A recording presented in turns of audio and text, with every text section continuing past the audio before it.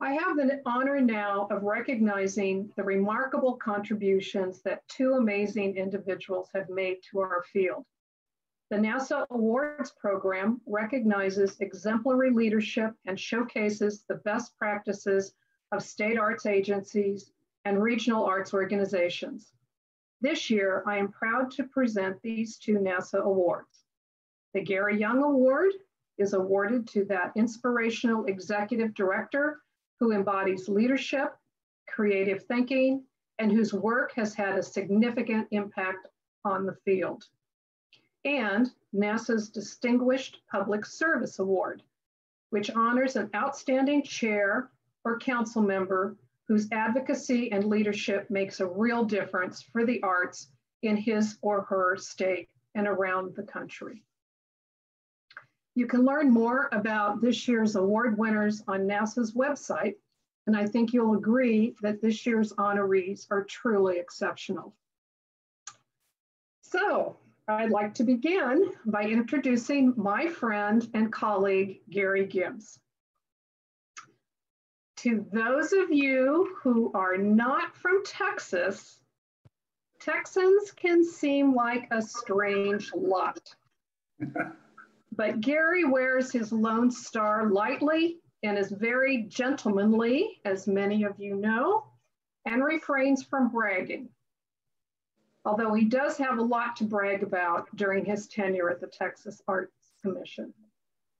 And while he is gentlemanly in his demeanor, he does not hesitate to speak his mind and can sometimes be quite forceful in his opinions, as those of us who served on the NASAA or Mid-America Arts Alliance board can attest. Generally, I agree with him, but even if I do not, I always value his insights and point of view. Now, lately, he has been bringing Forrest's coconut cream pies to show the Mid-America EDs at our Zoom meetings. And I'm not quite sure what that's all about, but I think if we whine enough, he'll start sending us goodies rather than just showing them off. And I have it on good authority that he's done that before.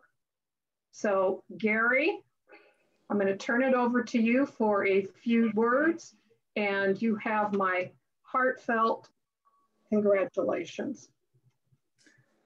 Thank you, Suzanne, and thank you, NASAA, the awards committee. I want to congratulate my fellow awardees as well, and especially my Mid-America colleagues and Mid-America Arts Alliance for offering my nomination to begin with.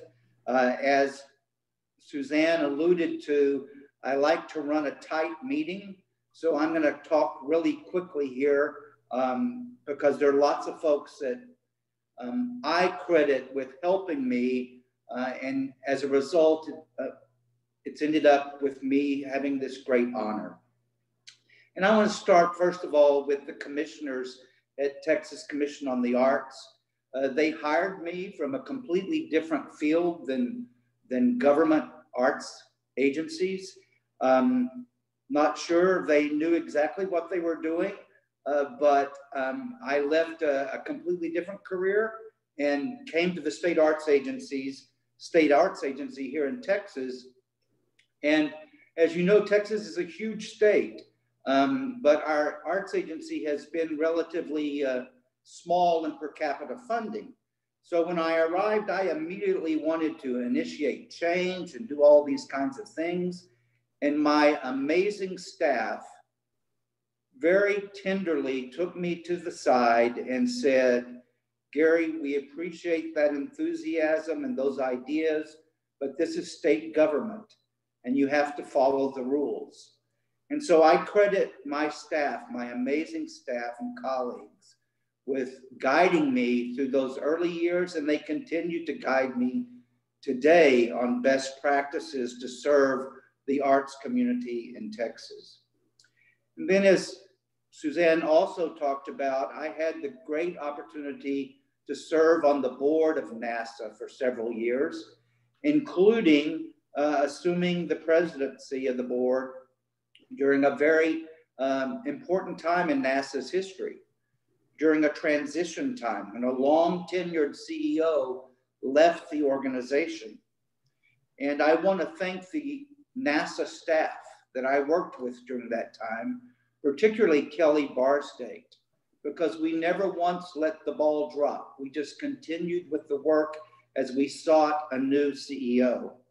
And one of the most important things that we did during that time, Kelly and I, was to approach the National Endowment for the Arts to repair that relationship between the NEA and NASA. And then, of course, we hired Pam Broad, who we have all benefited from that hire. And I'm most proud of that happened during my tenure. And she continued to strengthen that relationship with the NEA. And not only that, but we made it possible for Wisconsin to rejoin our NASA family, so that now not only was every state represented, but also we reached out to the territories to make sure that they were fully engaged as well.